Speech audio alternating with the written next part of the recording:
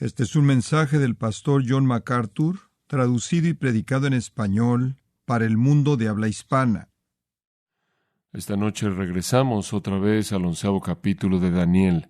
Mi corazón simplemente está emocionado otra vez en esta noche por su fidelidad al estar con nosotros y tener una congregación llena. Es maravilloso, simplemente me bendice.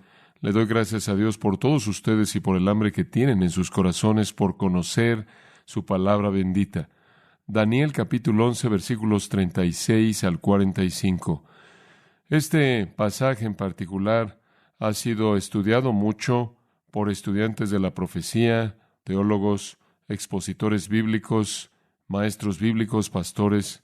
Hay muchas cosas en el pasaje que podrían llevarnos a estudios por mucho tiempo, pero vamos a tratar de presentarlo en una forma de cápsula en esta noche y permitir que el Espíritu de Dios lo aplique a nosotros. Simplemente a manera de introducción para que puedan tener el contexto para el texto, usted está muy consciente del hecho de que el Medio Oriente de nuevo se ha convertido en el escenario central de la historia mundial. Parece como si a lo largo de la mayor parte de mi vida, ciertamente en mi vida adulta, el enfoque del mundo ha estado predominantemente en la tierra de Israel. Y de nuevo en la actualidad vemos el Medio Oriente como el asunto primordial que enfrenta el mundo. Es la fuente de petróleo necesitado de manera tan desesperada por el mundo libre y el mundo comunista. Y entonces todo el mundo quiere colocar sus dedos en el pay. Es la fuente de muchos recursos naturales. Es una tierra estratégica de la cual uno puede progresar al oeste, al sur, al este, inclusive al norte. Un punto focal para el globo entero. Ahora, conforme usted estudia la profecía bíblica, usted descubre que conforme se acerca al tiempo final, Israel va a estar en alianza con y bajo el control del occidente. La Biblia nos dice que el occidente volverá a levantarse, esto es, el occidente o el oeste de Rusia, el oeste de Israel, lo cual significa Europa, y se volverá a levantar en la forma del Imperio Romano revivido, como ya lo hemos visto en la profecía de Daniel. Y conforme usted llega a los tiempos finales de la profecía, esta confederación de 10 naciones será dominada y gobernada por el anticristo.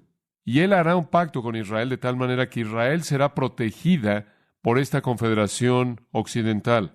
Ahora, en esta sección de la profecía de Daniel, él nos da el escenario para este holocausto final. Realmente es sorprendente, es increíble, es maravilloso, es milagroso que Dios delinee parte por parte, pieza por pieza, el desarrollo de este gran holocausto final. Y que usted y yo, de todos los cristianos de todos los tiempos y de todos los santos del Antiguo Testamento, podamos estar vivos en el día en el que podamos ver todas estas cosas en el horizonte. ¡Qué tiempo tan increíble para estar vivo! Ahora recuerde que en la última revelación dada a Daniel, de las varias que él ha recibido, ocurre en el capítulo 10, 11 y 12. Los 3 capítulos son una revelación. El capítulo 10 es la introducción a la revelación. El capítulo 11 es la revelación, entrando a los primeros versículos del capítulo 12. Y después, al final del capítulo 12, es un epílogo, un apéndice. Entonces, usted tiene una introducción en el capítulo 10, básicamente la revelación en el 11 y la conclusión en el 12. Mantenga en mente también que esta revelación está relacionada con la nación de Israel.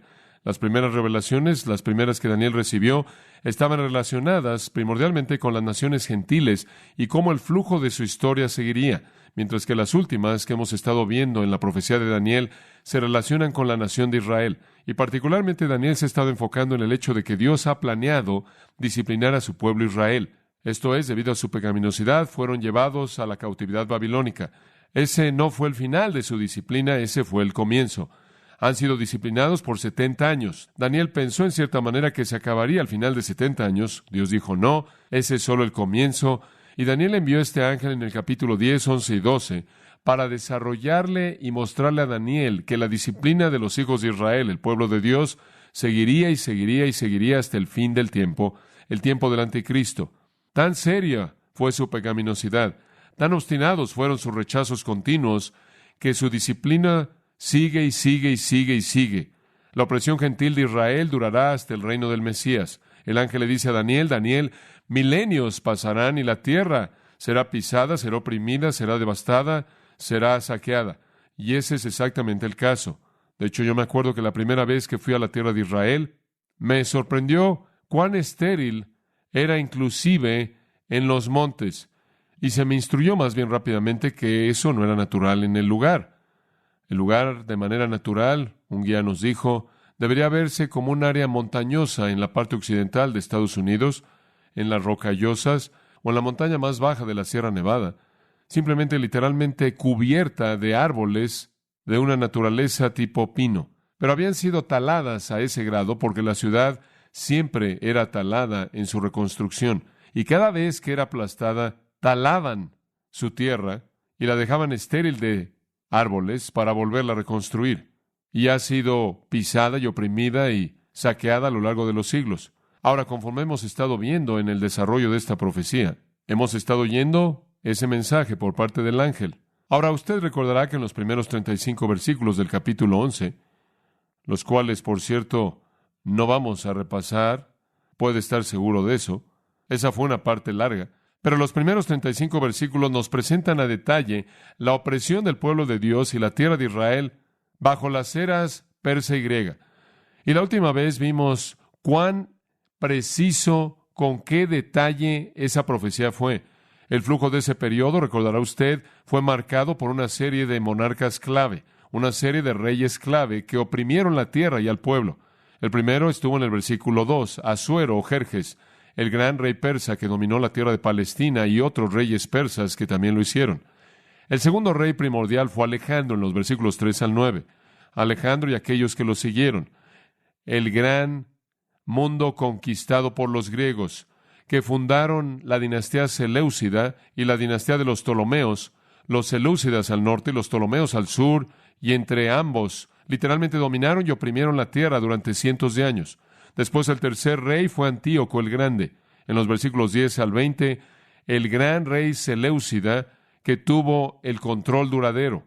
Los primeros reyes seleucidas y Ptolomeos, en cierta manera, pisaban aquí y allá la tierra de Israel, y después Antíoco entró, Antíoco el Grande, y en cierta manera tuvo un control duradero sobre Israel. Después, en el versículo 21, conocimos al último de los primeros 4 reyes, Antíoco Epífanes, el siguiente en la línea seleucida que gobernó a Palestina. Y él fue una persona vil, dice el versículo 21, una persona vil. Él oprimió, profanó, mató, devastó a los judíos, su pueblo, su templo, su adoración, todas esas cosas.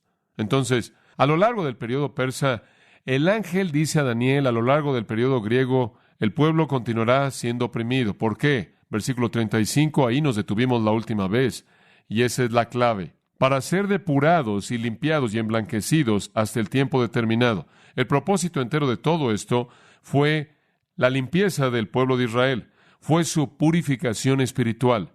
Es para refinarlos. Dios siempre ha usado el sufrimiento para hacer eso. Inclusive en el Nuevo Testamento, Pedro escribe, el Señor os perfeccione después de que hayáis padecido por un poco de tiempo. Santiago escribe, la prueba de vuestra fe produce paciencia, y la paciencia su obra perfecta.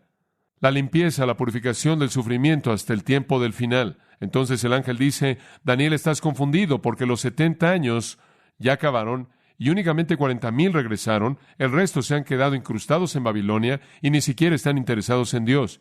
Y los que regresaron no pueden reconstruir la ciudad, son un pueblo débil. Y tú te estás diciendo a ti mismo, pensé que había acabado. Y el ángel dice, no se ha acabado, continuará hasta el final del tiempo. Y después lo lleva a lo largo del periodo persa y a lo largo del periodo griego. Y le dice, todo esto es para la limpieza y para emblanquecer o la limpieza del pueblo de Dios hasta el tiempo del final. Ahora, al llegar al versículo 36, saltamos por los siglos hasta llegar al rey final, el anticristo. Y lo conocemos en los versículos 36 al 45. Hemos visto la era persa, la era griega, y ahora vemos la forma final de la era romana. El capítulo final de la disciplina del pueblo de Israel. Y este personaje sorprendente será todo el poder malo de Asuero, Alejandro, Antíoco el Grande, Antíoco Epífanes combinados y más. Él es el Cristo falsificado, quien hace un tratado, pacto o alianza con Israel. Él promete protegerlos, él alinea a Israel con el occidente y después a la mitad de la tribulación de 7 años, Él rompe ese pacto, Él profana su templo, Él profana su religión, Él blasfema a su Dios y precipita el holocausto del Armagedón, el cual acaba en el regreso de Jesucristo. Ahora, comenzando en el versículo 36, hay una división clara. Él nos es presentado al final del versículo 35.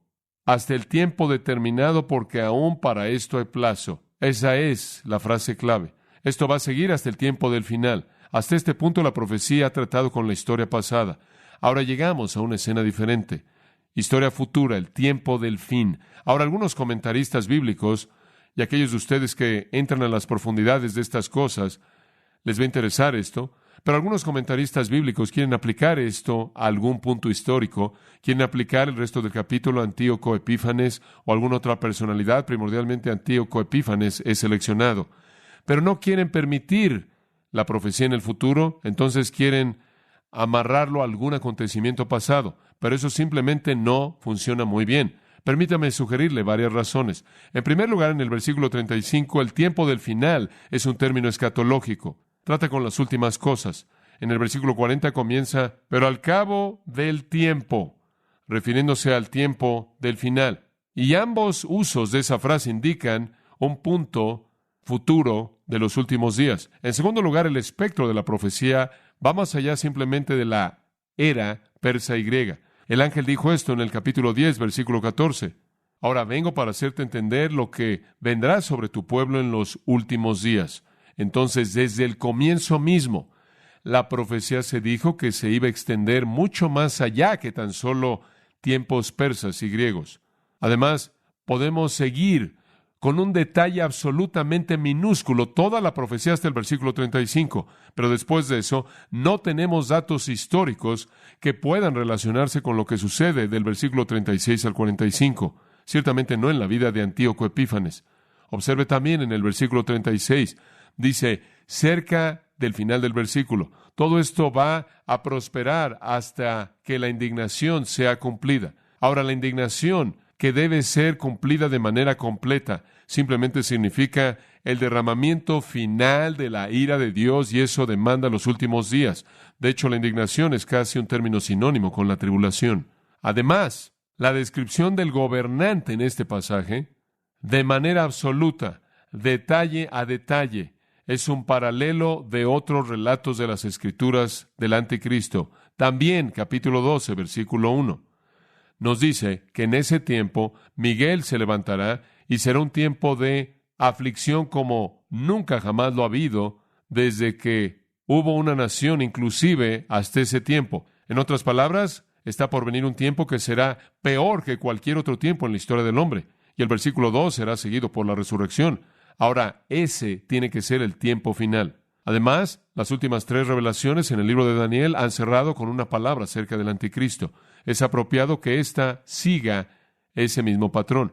Únicamente quería que usted supiera que hay razones por las que interpretamos esto en relación con el anticristo. Y entonces saltamos miles de años de historia hasta el gobernante mundial final. 3 cosas vamos a ver acerca de él en esta noche: su naturaleza, su conflicto, su condenación. Si usted lee esto, podría haberse confundido por ello, pero realmente no es tan difícil. Avancemos a lo largo de esto y veamos lo que dice. Primero, su naturaleza. ¿Cómo será él? Y ya hemos visto varias veces en Daniel, y Daniel edifica sobre el pasado. Y el rey simplemente lo llama el rey. Hará su voluntad y se engrandecerá sobre todo Dios, y contra el Dios de los dioses hablará maravillas y prosperará hasta que sea consumada la ira, porque lo determinado se cumplirá. Ahora, la mayoría de los estudiantes bíblicos lo han llamado en este versículo el rey voluntarioso, el rey que hará según su voluntad. Este personaje en particular recibe varios títulos en la Biblia.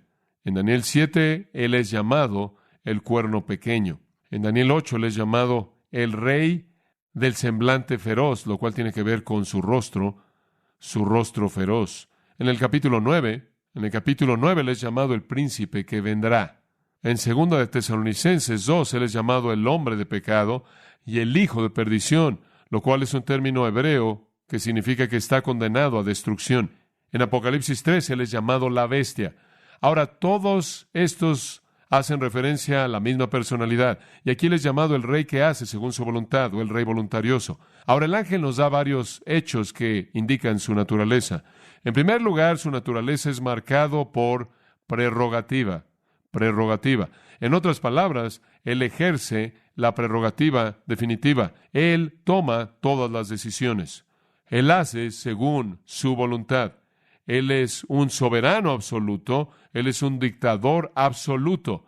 Él va a gobernar solo. Él va a gobernar con egoísmo total, obstinación total. Él va a gobernar con un enfoque centrado en sí mismo. Y tras bambalinas, moviéndolo todo esto, es Satanás mismo. Un escritor dijo que Él vendrá al mundo con el bautismo del infierno. Él va a tener cooperación total por parte de los demonios. Él va a establecer una monarquía absoluta mundial y sus credenciales para poder cumplirla serán su capacidad de hacer señales y milagros poderosos para engañar a la gente. Él literalmente gobierna el mundo. Y al gobernar al mundo, Él se convierte en el protector de Israel porque todo el mundo quiere a Israel. Rusia, el este, el mundo árabe, aparentemente inclusive el sur, una coalición de África, y el occidente se convierte en su protector. ¿Es verdad que hay otros gobernantes? Apocalipsis 17 dice que hay 10 reyes, pero son reyes títere bajo este. Apocalipsis 13 dice que Él tiene a un colega llamado el falso profeta, pero el falso profeta simplemente hace lo que Él quiere. Dice usted, bueno, ¿qué hay acerca de los reyes del sur que lo atacan? ¿Qué hay acerca del rey del norte que lo ataca? ¿Qué hay acerca del rey del este que lo ataca? Oh, sí, habrá una revolución que se estará fomentando en contra de su soberanía, pero eso es únicamente después de que su soberanía es establecida. Entonces Él tiene prerrogativa. Él toma todas las decisiones, Él gobierna el mundo, todo hombre sobre el globo, para funcionar en la sociedad humana, según Apocalipsis 13, va a tener que tener su marca, la marca de la bestia. En segundo lugar, Él se caracteriza no solo por prerrogativa, sino por soberbia. Él se ensoberbecerá y se engrandecerá sobre todo Dios. Ahora, Antíoco Epífanes fue soberbio. Él era un egomaníaco. Pero él nunca se engrandeció a sí mismo sobre todo Dios. De hecho, él adoró de manera muy religiosa a los dioses de los griegos e inclusive trató de forzar a los judíos a hacer lo mismo. Pero el anticristo será absolutamente ateo, no religioso, engrandeciéndose a sí mismo sobre todo Dios. Pablo presenta este mismo punto en 2 de Tesalonicenses 2. Él dice, ¿se opondrá y se exaltará a sí mismo sobre todo aquello que es llamado Dios o aquello que es adorado? De tal manera que como Dios se siente en el templo de Dios, mostrándose a sí mismo como Dios. Ahora hay egoístas y hay egoístas, pero este hombre se sienta en el templo diciéndose a sí mismo que Él es Dios y es el egoísta de todos los egoístas. Y por cierto, notará que dice, y se engrandecerá sobre todo Dios.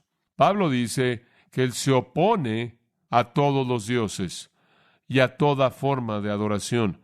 Y Pablo usa un participio. Él es el que se opone o Él es el adversario. El nombre mismo de Satanás se le atribuye a Él. Y eso lo liga con el que está detrás de Él. Él es el exaltador de sí mismo. De nuevo, en 2 de Tesalonicenses, Pablo es un participio. Él es el que se exalta a sí mismo, y ese mismo verbo es usado 2 veces en 2 de Corintios 12, en donde dice, engrandezca sobremanera. Él se exalta a sí mismo y se opone a sí mismo a cualquier otra forma de religión, a todo lo que se llama Dios, todo lo que es adorado, toda deidad, toda imagen, todo altar, todo toma un segundo lugar junto a Él. Por un tiempo la Biblia nos dice que Él tolerará la religión y después de pronto Él simplemente la consumirá en su totalidad. Él devora, ¿no es cierto? La iglesia falsa en Apocalipsis 17, cuando la Biblia dice que Él consume a la ramera, la iglesia falsa. Él permite que Israel exista en su templo y después, repentinamente, a la mitad de la tribulación, Él devasta el lugar. Él vuelve a cometer la abominación desoladora y profana el templo y el pueblo santo y comienza a matarlos. Y antes de que Él acabe, 2 de cada 3 judíos morirán. Entonces, Él llega al lugar en donde Él se coloca a sí mismo como el Dios de dioses, ahí en el templo, y habla grandes cosas. Y eso nos lleva a la tercera cosa. Él no solo es soberbio, Él es profano. Dice, y contra el Dios de los dioses hablará maravillas. Él es un blasfemo sin paralelos. Y en Apocalipsis capítulo 3 encontramos lo mismo. Él blasfemará en maneras que no tienen precedente. Estoy pensando en un par de versículos ahí, creo que es el versículo 5 y 6. Se le dio una boca que hablara grandes cosas y blasfemias, y él abrió su boca para blasfemar en contra de Dios, para blasfemar su nombre y su tabernáculo y aquellos que moran en el cielo. Él es la boca misma del infierno. Él abre su boca y el infierno habla. Él es profano. Inclusive él trata de cambiar las leyes morales de Dios. Daniel 7:25 dice, él inclusive trata de cambiar los estándares que Dios ha establecido. Y por cierto, cuando dice que él hablará cosas maravillosas, ese es un participio muy interesante en el hebreo, que significa que él hablará cosas que son increíbles. En otras palabras, hay algo único aquí. Él será más blasfemo que cualquier otra persona. Su blasfemia será única para sí mismo. Él llegará tan lejos, él blasfemará a Dios a un grado de insolencia y un grado de exaltación personal, más allá de lo que cualquier persona jamás ha hecho. Supongo que podríamos hacer la pregunta en este punto, ¿por qué Dios le permite hacerlo? ¿Por qué Dios lo tolera? Y la respuesta es porque es parte del proceso purificador de purificar al pueblo de Dios Israel. Y por cierto, Dios únicamente lo permite por un tiempo corto. Dice en Apocalipsis 3, únicamente por 42 meses. Realmente puede cumplir esto, únicamente por 3.5 años, simplemente la mitad de la tribulación. Y dice al final del versículo 36 también, pero él prosperará únicamente hasta que sea consumada la ira, únicamente hasta que se acabe el desarrollo final de la ira de Dios. Dios coloca un límite de tiempo. Y la razón, de nuevo, lo digo, por la que Dios permite esto y permite una opresión así de los judíos, es porque escúchenme, es porque esta opresión y blasfemia definitiva increíble por parte del anticristo es lo que finalmente lleva a Israel a la actitud apropiada, en donde reconocerán a Jesucristo como su Mesías y se volverán a Él. Y la Biblia nos muestra que nada menos que esto hará eso. Versículo 37. No solo Él ejerce prerrogativa, soberbia, y es profano, sino que el versículo 37 nos dice que es pervertido, que Él es un pervertido. Y el ángel nos muestra 3 cosas que normalmente los hombres estiman como algo preciado, las cuales son simplemente respuestas normales, naturales de la conducta humana, pero no para Él. Él es pervertido en las áreas más básicas de conducta humana. En primer lugar, del Dios de sus padres no hará caso. Los dioses de sus padres debe ser plural. Y la razón por la que sabemos que es plural dioses, porque el singular es usado 2 veces en las siguientes pocas palabras. Y entonces, usando el plural, se está refiriendo en contraste a un Dios, a muchos dioses. Él ni siquiera considera la religión tradicional, la adoración tradicional de sus padres. Ahora observe esto. Él no tiene una perspectiva apropiada de la familia. ¿Recuerda usted cuando Pablo dijo, en los postreros días los hombres no tendrán afecto natural? Y él usa un término griego que tiene que ver con amor familiar. En otras palabras, en los postreros días, en los últimos días, la familia se desmoronará, la familia se va a destruir, la gente ya no se va a preocupar por sus familias, no van a tener respeto hacia los padres, no van a tener respeto hacia su legado, no van a tener respeto hacia las tradiciones de sus padres, no van a tener respeto hacia las creencias que se les han transmitido. Este es ese tipo de hombre. Él no tiene respeto en absoluto, no tiene afecto natural, no tiene amor familiar hacia aquellos que fueron sus ancestros. Los hombres normalmente tienen una afinidad hacia los dioses de sus padres, un respeto hacia los dioses de sus padres, sus ancestros, algún sentido de respeto. No él. Él no tiene amor familiar normal. En segundo lugar, esto es muy interesante, ni él respeta, ni él tiene interés del amor de las mujeres. Ahora, esta es una frase muy difícil de interpretar. Podría significar que él es un homosexual. Es muy posible que ese es el significado. Él no tiene un deseo normal hacia las mujeres. Él no tiene capacidad de amar a una mujer. Él no tiene interés en amar a una mujer. Algunas personas creen que significa que él no tiene nada de la gentileza, no tiene nada de la amabilidad. Él no valora nada de aquello con lo que las mujeres contribuyen a la sociedad y dan a sus hijos.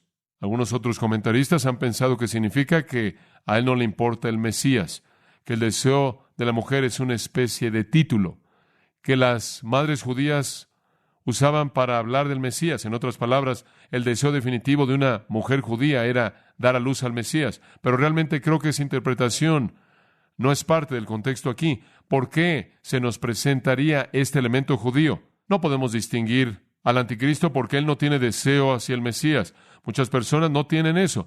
Creo que lo que está diciendo es que no tiene capacidad de tener afecto normal hacia una familia. Él no tiene la capacidad de tener afecto normal hacia una esposa, una madre, una hermana. Él es pervertido. Y en tercer lugar, él no considera a Dios alguno. Y usted no tiene que viajar muy lejos en este mundo para descubrir que la mayoría de la gente cree en Dios, en algún tipo de Dios. Simplemente véalos cuando se meten en problemas y vea si no lo creen. En todos lados del mundo los hombres inventan la religión, en todos lados, porque creen en lo sobrenatural. Este hombre no. Él es totalmente alguien que no es religioso. Esa es una perversión de una respuesta humana normal. Él no tiene amor familiar, él no tiene amor hacia las mujeres, él no tiene amor hacia Dios de ningún tipo. Él está pervertido. El mundo está listo para ese tipo de líder. El mundo está listo para ese tipo de líder. No le molestaría a nadie en la actualidad si un hombre no tuviera una relación normal con una familia. 50 años atrás no lo habrían visto. No le molestaría a nadie en la actualidad si el hombre resultara ser un pervertido en su vida sexual. Leí un libro de texto que es usado en el sistema de escuelas públicas de Glendale para enseñar educación sexual. Presentan la homosexualidad como una alternativa. Todo el mundo es diferente. Todos tenemos diferentes narices y diferentes tipos de orejas, y a todo el mundo le gustan diferentes tipos de sabores, de helados. Todo el mundo es diferente. El mundo está listo para eso. Y Dios no es importante en nuestra sociedad. ¿Recibiríamos un ateo? ¿Alguien que no cree? Especialmente si él pretendiera ser religioso. Estamos listos para esto. Entonces, él se caracteriza por prerrogativa, soberbia, por ser un profano y por perversión. En quinto lugar, por el poder. Él tendrá poder. Sobre todo se engrandecerá al final del 37. ¿Cómo puede hacer esto? ¿Cómo puede hacerlo? Versículo 38. Más honrará en su lugar. Literalmente en el hebreo, en su lugar. ¿Lugar de qué? Deseos humanos normales hacia la familia y las mujeres y Dios. En su lugar, él honrará al Dios de las fortalezas. Esa palabra hebrea es usada 6 veces en este capítulo. Versículo 1, versículo 7, versículo 10, versículo 19, versículo 31 y versículo 39. Y cada vez que se usa significa un lugar fuerte, un lugar fuerte. Tiene que ver con poder militar. En lugar de afecto normal, él va a colocar una adoración pervertida de poder militar. Él adorará el poder. Capítulo 7, versículo 23 de Daniel, dice que cuando él venga, él devorará a la tierra entera. Esta forma cuarta y final del Imperio Romano devorará a la tierra entera, la va a pisar y la va a hacer añicos. Hombre, él va a tener poder. Esa es la razón por la que él puede magnificarse a sí mismo sobre todo, porque él va a tener poder militar. Sin duda alguna, él va a tener la intimidación de armas nucleares y lo demás que esté en existencia en ese entonces, guerra química o lo que sea. Él honrará al Dios de las fortalezas, Dios que sus padres no conocieron, lo honrará con oro y plata, con piedras preciosas y con cosas de gran precio. En otras palabras, todo lo que era de valor que sus padres le daban a sus deidades, todo lo que era de valor, lo colocaban a los pies de sus dioses. Entregaban su oro, su plata, sus piedras preciosas, sus cosas deseables, cosas preciadas a sus dioses.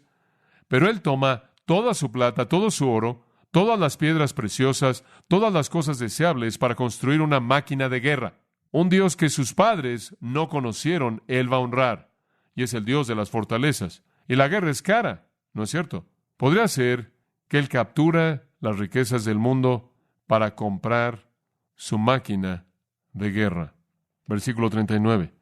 Con un Dios ajeno se hará de las fortalezas más inexpugnables.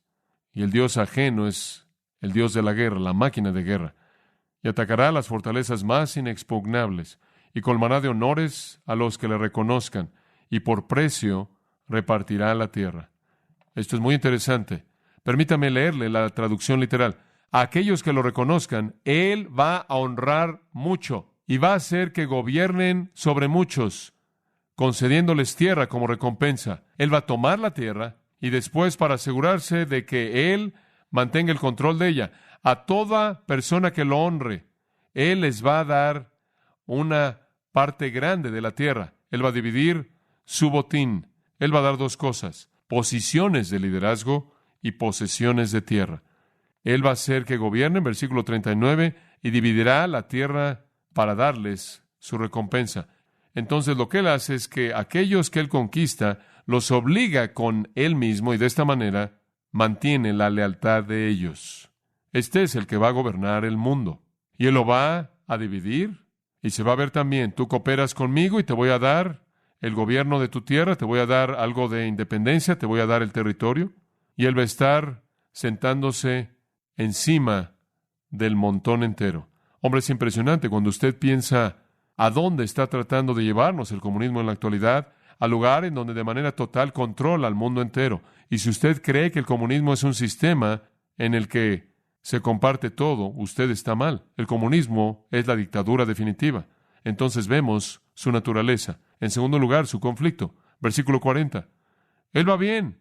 Él está sentado en el montón, gobernando a todos. Probablemente estamos en los primeros 3.5 años de la tribulación, aunque es difícil identificar todas estas cosas en la profecía de Daniel. Y Él está teniendo un gran tiempo dominando al mundo.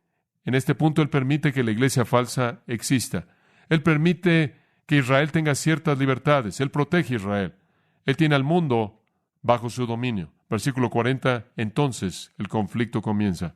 Pero al cabo del tiempo, el rey del sur contenderá con él, y el rey del norte se levantará contra él como una tempestad, con carros y gente de a caballo, y muchas naves.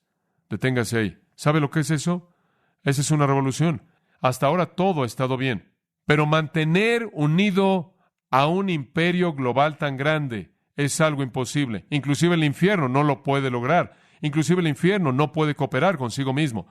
Y el sistema infernal comienza a desintegrarse. El anticristo ha llegado de manera pacífica. Él quizás ha resuelto los problemas en el Medio Oriente. Él se ha convertido en el protector de Israel, y después todo comienza a desmoronarse. Hay una rebelión. El tiempo del fin, creo yo, será durante la tribulación. Y conforme usted llega a la mitad de la tribulación, comienza a suceder. El rey del sur, algún ejército africano, más grande que tan solo Egipto, pero quizás involucre Egipto, una masa de gente entra. Me apresuro a añadir que poco a poco, parte por parte, poquito a poquito, con unas cuantas excepciones, África ha sido objeto de una conquista total. Y están uniendo las partes, y ciertamente en el tiempo final, si quieren ese lugar estratégico en particular de Israel, van a tener que involucrarse en la batalla. Entonces, esta gran confederación del sur empuja, y la palabra contenderá o empuje es una palabra que significa empujar como una cabra o atacar. Después dice el versículo 40, y el rey del norte se levantará contra él como una tempestad. Ahora, aquí hay una fuerza grande, masiva del norte, y son más poderosos que el sur. Observe Ezequiel 38, y únicamente le voy a dar esto rápidamente y vamos a concluir. Pero Ezequiel 38, y creo que usted va a ver esto como algo fascinante al ver cuán precisa es la profecía de Dios. Ezequiel 38 nos habla del ejército ruso que viene, el rey del norte, y nos dice varios detalles. Versículo 8 dice: después de muchos días serás visitado, esto es Israel, en los últimos años vendrás a la tierra. Ahora, cuando el rey del norte desciende, Israel ya estará en la tierra. El versículo 11 dice: no solo estarás en la tierra, sino que será una tierra de aldeas sin muros. La gente que esté reposando, que mora en seguridad sin muros o puertas. En otras palabras, Israel estará en la tierra y será un tiempo de paz. Así es en los primeros 3.5 años de la tribulación. El anticristo se convierte en el protector. Él hace un pacto, Daniel 9 dice eso, durante 7 años. Y él inicialmente les da paz. No construyen muro alguno, bajan sus defensas, son protegidos por este gran gobernante mundial. Están en la tierra el tiempo de paz. Versículo 16 nos dice que será, a la mitad del versículo, será en los postreros días. Muy bien, en los postreros días, cuando Israel está en la tierra, en un tiempo de paz, ¿qué va a suceder? De regreso al versículo 2 del 38. Pon tu rostro hacia Gog, la tierra de Magog, el principal de los príncipes de Mesec y Tubal. Nombra a lugares antiguos. Estos son importantes. Estos son nombres antiguos de gente que vivió en la parte norte de Mesopotamia y en la región de las montañas del Cáucaso, la cual es Rusia moderna. No hay duda alguna acerca del hecho de que este es el área rusa. Observe el versículo 6. Coloca en la esquina y a todas sus huestes la casa de Togarma del área del norte. Versículo 15. Saldrás de tu lugar de las partes del norte. Capítulo 39, versículo 2. Hará que subas de las partes del norte. La palabra hebrea aquí, escuche esto, es del norte extremo. No norte cercano, sino norte lejano. Esa distinción es hecha. El norte lejano de Israel solo es una cosa, Rusia. Y cuando Rusia viene, ella no vendrá sola. Versículo 5. Persia, ¿qué país es Persia? Irán. Cus, el cual es el nombre antiguo de Etiopía. Put, el cual parece ser Libia antigua. Y lo que nos dice es que estas son representantes de una alianza árabe. Algunas de las naciones árabes van a estar descontentas bajo el poder del anticristo y la alianza occidental, y se van a unir con Rusia y van a venir en contra de él en el Medio Oriente. Con carros, dice en el versículo 40, de regreso a Daniel 11, con carros, hombres de a caballo, muchas naves. Claro que vendrán con una contraparte moderna, todas las fuerzas que tienen. Y él, ahora estamos hablando a través del anticristo y vamos a seguir esto hasta el final. Y él entrará por las tierras e inundará y pasará. ¿Qué está diciendo eso? El anticristo gana. 1/6 de ellos quedarán. Eso es todo. Se retirarán de regreso al norte. Esto es la historia.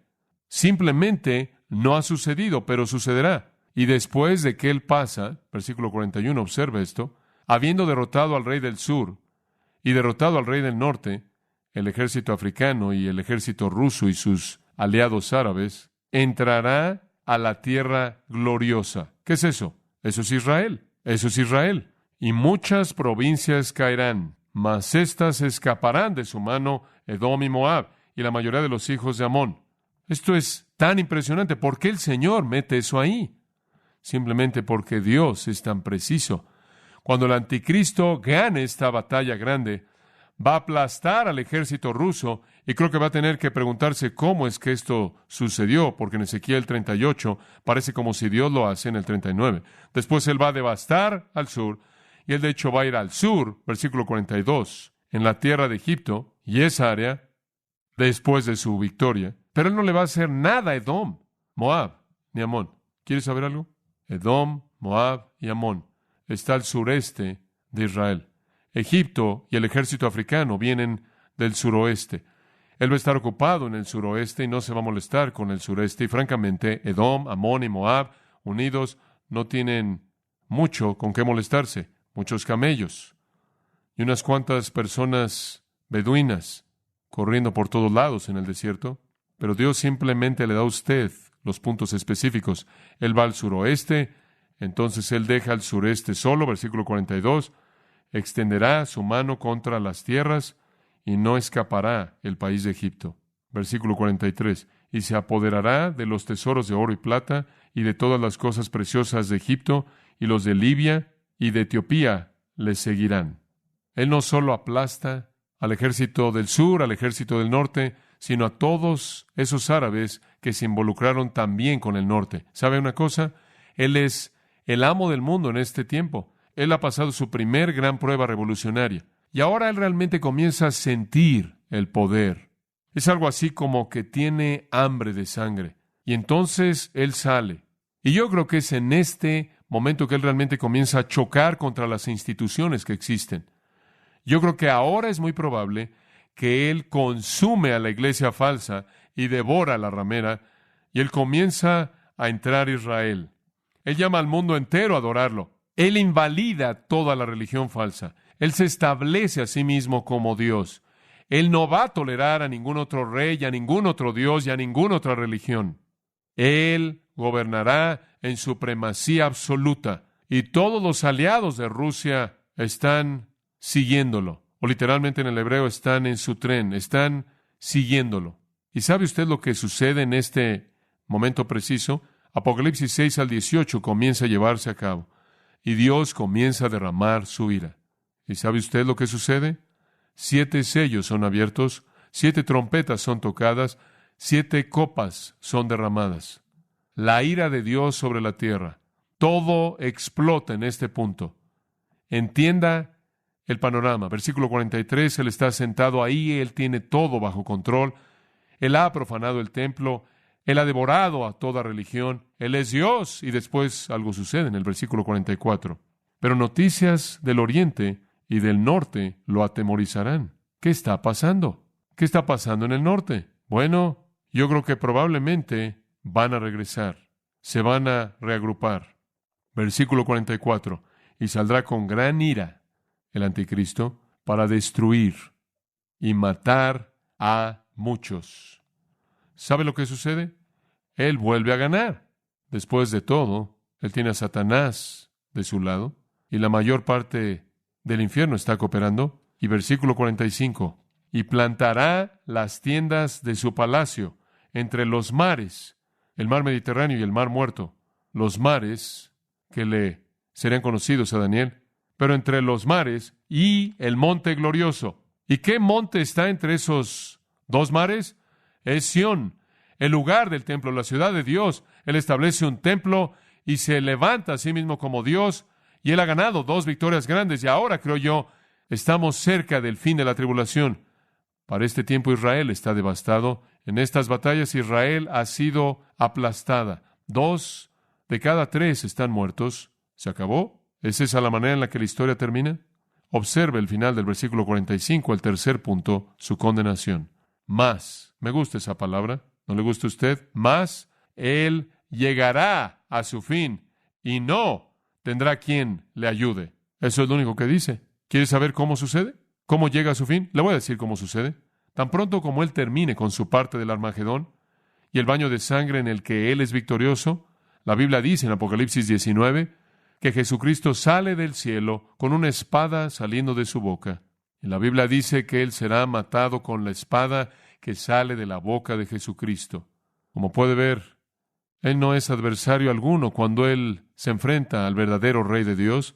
Él pudo haber sido un adversario formidable para el Rey del Norte, el Rey del Sur y el Rey del Este, pero él no es adversario alguno para el Señor Jesucristo. ¿Sabe lo que le sucede a Israel en todo esto? Israel está en el punto más profundo de tristeza, el punto más profundo de sufrimiento, el punto más profundo de humillación en toda su historia, y es en este punto mismo que mirarán a aquel a quien traspasaron y son redimidos. Yo creo que ya han tenido a sus 144,000 judíos especiales dándoles el mensaje a lo largo de estos 3.5 años, y finalmente lo oyen. Cierro con esto. 3 lecciones principales. Por cierto, si quiere saber lo que sucede después de que Cristo viene, regrese la semana próxima. Ese es el capítulo 12. Esa es la mejor parte. Pero escuche, 3 lecciones grandes. Ahora escúchelas. Número 1, Dios controla todo. ¿No es eso maravilloso? Todo, toda la historia bajo el control de Dios. Todo detalle, todo gobernante, Asuero, Alejandro, Antíoco el Grande, Antíoco Epífanes, todo mundo en medio de ellos, Anticristo, todos cumpliendo su voluntad dentro del marco del plan de Él. Y quiero decirle algo, es algo confortante saber que la historia es la historia de Él, que todo esto está en sus manos. Yo ni siquiera me preocupo por ello. Un poeta desconocido escribió, me encantan estas palabras, los caminos de mi Padre pueden dar vueltas y girar. Mi corazón puede palpitar y dolerse, pero en mi corazón estoy contento porque sé que Él no comete errores. Mis planes que valoro pueden desviarse, mis esperanzas pueden desvanecerse, pero todavía confío en que mi Señor guía, porque Él conoce su camino. Aunque la noche sea oscura y pueda parecer como que el día nunca llegará, clavo mi fe, mi todo en Él. Él no comete errores. Hay tanto ahora que no puedo ver. Mi vista es demasiado oscura, pero venga lo que venga, simplemente confiaré y lo dejaré todo con Él, porque paso a paso el rocío se levantará y Él lo hará claro. Aunque todo el camino me parezca oscuro, Él no comete errores. La segunda gran lección, no solo que Dios controla la historia, y me encanta esta, sino que Dios purificará a su pueblo Israel. Viene un día para Israel, y cuando estas cosas comiencen a suceder, dijo el Señor en Lucas, levantad vuestras cabezas, porque ¿qué? Vuestra redención está cerca. Tercera lección. Número 1, Dios controla todo. Número 2, Dios va a purificar y redimir a su pueblo. Número 3, el mundo terminará en un holocausto, pero Cristo triunfará sobre eso y todo estará bien para siempre para los santos de Dios. ¿Está usted agradecido? Robert Louis Stevenson escribió esta historia y cierro con ella. Hubo un barco en un mar violento y tormentoso. El barco fue llevado contra las rocas. En cualquier momento podía ser despedazado. Los pasajeros en el barco estaban aterrorizados, enfrentando la muerte inevitable. En la agonía de ese momento, uno de los hombres dijo, voy a acercarme al capitán y voy a ver al capitán. Él subió y subió y subió y llegó a donde estaba el capitán. Y ahí encontró al capitán encadenado a su lugar, con sus manos en el volante, girando poco a poco, alejándose de las rocas y saliendo a las profundidades de un mar abierto. Robert Louis Stevenson escribió que cuando el capitán vio al intruso y vio su rostro aterrorizado, blanco, el capitán lo vio y sonrió. El hombre se volteó, dijo Stevenson, regresó a cubierta abajo y gritó, todo está bien, todo está bien. Vi el rostro del capitán y él sonrió. Y usted sabe eso, ¿no es cierto? Usted ha visto el rostro del capitán y él sonrió. Para aquellos de nosotros que conocemos y amamos al Señor Jesucristo, hay una eternidad gozosa por delante. Espero que usted lo conozca. Simplemente antes de que oremos, quiero pedirle que examine su corazón. No puedo predicar un mensaje como este y expresar en palabras el sentido tremendo de asombro que tengo por saber que Dios ha escrito la historia antes de que suceda. Es inevitable. Al mismo tiempo, el sentido tremendo de que tantas personas se irán de esto sin conocer a Cristo y terminarán pereciendo para siempre. Simplemente espero que usted conozca a Cristo. Si no es así, en este momento, en su corazón, en el silencio de este momento, confiese su pecado e invite a Jesucristo. Haga eso en este momento. Conocer lo que conozco acerca de la dirección en la que la historia va a ir y el plan alternativo de Dios, no hay opción sino escoger la vida en Cristo. Escoja eso ahora. No se vaya sin hacer los compromisos correctos. Padre, te damos tantas gracias por esta tarde maravillosa. Hemos compartido la maravilla de la música y el mensaje de tu palabra. Padre, ayúdanos a poder mantener ese equilibrio de conocer la inevitabilidad del desastre en nuestro mundo, sin embargo, pelear por cada oportunidad por rescatar a los hombres antes de que sea demasiado tarde. Lleva al cuarto de oración a aquellos a quienes tú quieres que vengan, y te daremos gracias en el nombre de Cristo. Amén. Usted ha escuchado a John MacArthur, maestro bíblico de Gracia a Vosotros. Para más información y acceso gratuito a todos los mensajes de John, así como una lista de libros incluyendo la Biblia de estudio, visite la página web en gracia.org. Gracia a Vosotros y el pastor John MacArthur se reservan toda protección y derecho de autor bajo la ley que esté vigente. La información de derecho de autor está disponible en gracia.org, que incluye instrucciones para limitar la duplicación de este archivo digital.